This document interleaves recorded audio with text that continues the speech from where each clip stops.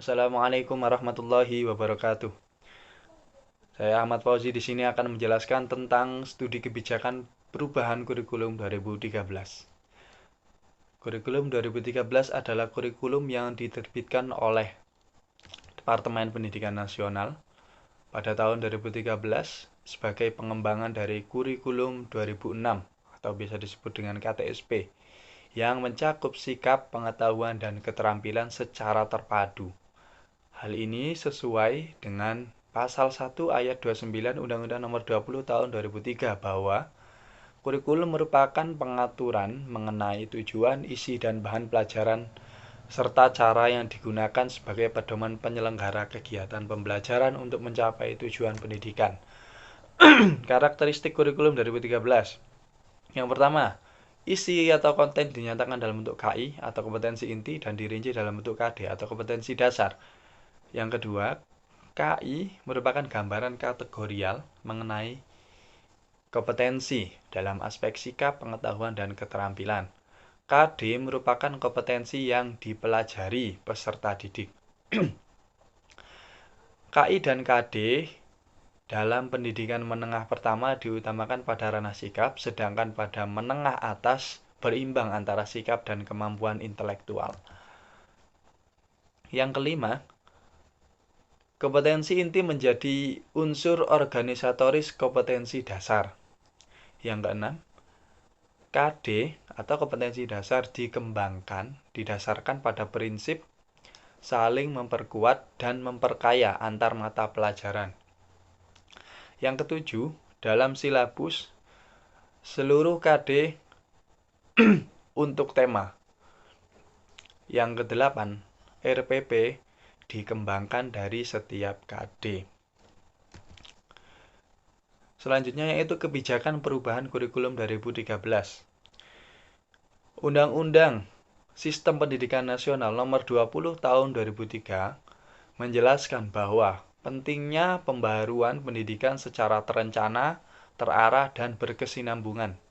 Dan salah satu strategi pembangunan pendidikan nasional adalah pengembangan dan pelaksanaan kurikulum berbasis kompetensi. Pada pasal 35 Undang-Undang Nomor 20 Tahun 2003 mengatur bahwa standar nasional pendidikan digunakan sebagai acuan pengembangan kurikulum, tenaga kependidikan, sarana dan prasarana, pengelolaan, dan pembiayaan. Dijelaskan dalam pasal 35 bahwa kompetensi lulusan merupakan kualifikasi kemampuan lulusan yang mencakup sikap, pengetahuan, dan keterampilan sesuai standar nasional yang telah disepakati.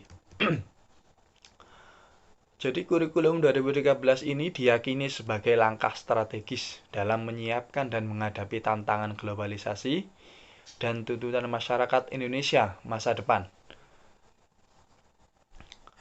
Kurikulum 2013 juga mengintegrasikan 3 ranah kompetensi, yaitu sikap, pengetahuan, dan keterampilan, yang dalam prakteknya dirangkum dalam KI 1, KI 2, KI 3, dan KI 4.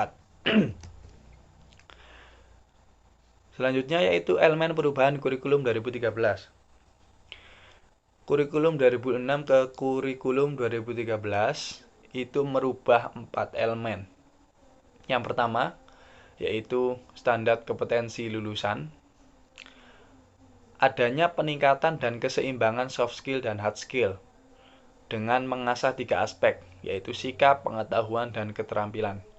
Yang kedua, standar isi, yaitu perubahan standar isi di mana pada KTSP kompetensi diturunkan dari mata pelajaran, sedangkan pada kurikulum 2013 mata pelajaran diturunkan dari kompetensi. Sedangkan pendekatannya sama-sama dilakukan melalui pendekatan mata pelajaran. Yang ketiga, standar proses yang semula terfokus pada eksplorasi, elaborasi, dan konfirmasi, maka pada kurikulum 2013 dilengkapi dengan pendekatan saintifik, yaitu langkah-langkahnya mengamati, observing, menanya, questioning, mengeksplorasi, exploring, mengasosiasi, associating, dan mengkomunikasikan atau komunikasi. Proses belajar tidak hanya di ruang kelas, tetapi di lingkungan sekolah, alam, dan masyarakat. Posisi guru bukan satu-satunya sumber belajar. Pembelajaran, dimensi sikap juga tidak diajarkan secara verbal, tetapi melalui contoh teladan guru. Yang keempat, standar penilaian. Penilaian yang digunakan dalam kurikulum 2013 yaitu melalui penilaian otentik, yaitu mengukur semua kompetensi sikap, keterampilan, dan pengetahuan berdasarkan proses dan hasil. Jadi bukan hanya hasilnya, tetapi juga prosesnya juga dinilai. Selanjutnya yaitu kelebihan kurikulum 2013.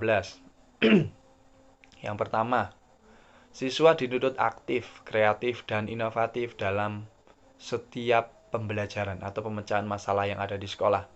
Yang kedua, adanya penilaian dari semua aspek. Jadi, nilai religi, praktek, sosial, semuanya itu dinilai. Yang ketiga, munculnya pendidikan karakter dan budi pekerti yang diintegrasikan atau dikaitkan dengan semua mata pelajaran atau program studi. Yang keempat, adanya kompetensi yang sesuai dengan tuntutan fungsi dan tujuan pendidikan nasional.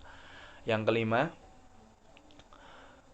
banyak kompetensi atau kemampuan yang dibutuhkan sesuai perkembangan, seperti pendidikan karakter, metodologi pembelajaran aktif, keseimbangan soft skill dan hard skill, dan kewirausahaan. Yang keenam, standar penilaian mengarahkan kepada penilaian berbasis kompetensi seperti sikap, keterampilan, dan pengetahuan secara proporsional. Yang ketujuh, meningkatkan motivasi mengajar dengan meningkatkan profesi, pedagogi, sosial, dan personal. Yang kedelapan, ada rambu-rambu yang jelas bagi guru dalam melaksanakan proses pembelajaran. Jadi ada buku induknya. Yang kesembilan, efisiensi dalam manajemen sekolah. Jadi ada pengadaan buku, di mana buku sudah disiapkan dari pusat. Yang ke-10, pembelajaran berpusat pada siswa dan kontekstual dengan metode pembelajaran yang lebih bervariasi. Jadi tidak berpusat pada guru, tetapi berpusat pada murid. Selanjutnya yaitu kelemahan kurikulum 2013. Yang pertama, guru banyak salah kaprah karena beranggapan bahwa kurikulum 2013 tidak perlu menjelaskan materi kepada siswa, padahal banyak juga pelajaran yang harus tetap dijelaskan oleh guru. Yang kedua, banyak guru yang belum siap dengan kurikulum 2013 ini karena kurikulum menuntut guru lebih kreatif. Yang ketiga, kurangnya pemahaman guru tentang pendekatan saintifik. Yang keempat, kurangnya keterampilan guru merancang RPP. Yang kelima, guru tidak banyak menguasai penilaian autentik. Yang keenam, SKL, standar kelulusan, KI, kompetensi inti, dan KD, kompetensi dasar, buku siswa, dan buku guru belum sepenuhnya dikerjakan oleh guru. Dan banyaknya guru yang plagiasi. Yang ketujuh, tidak pernah guru dilibatkan dalam pengembangan kurikulum 2013. Karena pemerintah cenderung melihat guru dan siswa mempunyai kapasitas yang sama. Yang kedelapan, terlalu banyak materi yang harus dikuasai oleh setiap siswa. Yang kesembilan, beban belajar siswa dan guru terlalu berat sehingga waktu belajar di sekolah terasa terlalu lama. Dampak kebijakan kurikulum 2013 dalam sistem pembelajaran. Karena sudah memakai kurikulum 2013, maka dampaknya dalam sistem pembelajaran yaitu model pembelajaran tematik terpadu, yaitu pembelajaran yang mengintegrasikan berbagai kompetensi dari berbagai mata pelajaran ke dalam berbagai tema. Yang kedua, pembelajaran berbasis saintifik yang meliputi 5 tahap tadi ya. yaitu mengamati, menanya, mengumpulkan informasi, atau mencoba, mengasosiasi, dan mengkomunikasikan. Yang ketiga, strategi pembelajaran aktif. Guru memberikan kemudahan untuk proses ini.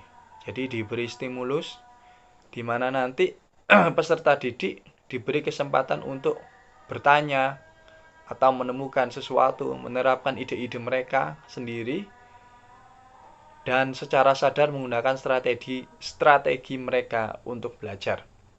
Yang keempat, penilaian otentik, yaitu penilaian secara komprehensif, bukan hanya dari hasil, tapi juga dari prosesnya. Solusi atau kontribusi pemikiran.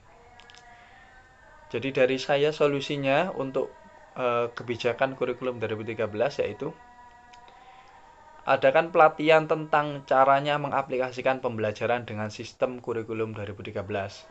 Jadi di sekolah, di lapangan atau sekolah itu banyak guru belum paham betul bagaimana caranya mengajarkan dengan sistem kurikulum 2013.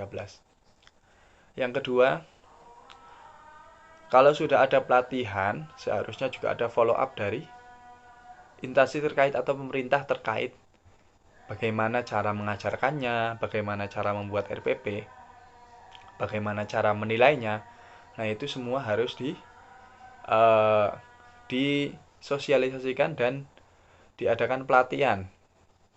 Yang ketiga, guru diajak langsung mengembangkan kurikulum 2013 selanjutnya seandainya ada pembaruan atau revisi atau ada kurikulum yang baru lagi setelah kurikulum 2013 ini, seharusnya guru juga diajak untuk berunding bagaimana merancang kurikulum sehingga sesuai dengan target yang diinginkan. Yang keempat, dalam aplikasinya, pembelajaran tematik itu memadukan antara pelajaran satu dengan yang lain, itu masih membingungkan guru, murid, bahkan wali murid. Maka harus ada sosialisasi juga dari pihak terkait. Jadi bukan hanya guru saja yang dilatih, ya, murid atau wali murid dan juga wali murid harus dikasih tahu. Apalagi sekarang sekolah sekarang masih belajar online atau daring. Yang kelima, seharusnya pemerintah juga mengurangi jam belajar, jadi bukan hanya menambah terus jam belajar siswa untuk siswa maupun guru. Jadi harus dipikirkan kembali bagaimana belajar itu nggak usah lama-lama, tetapi sampai pada targetnya atau tujuannya. Karena kalau lama-lama nanti dirasa sangat membosankan dan semakin mengurangi semangat dalam belajar. Mungkin itu dari saya. Kurang lebihnya mohon maaf. Wassalamualaikum warahmatullahi wabarakatuh.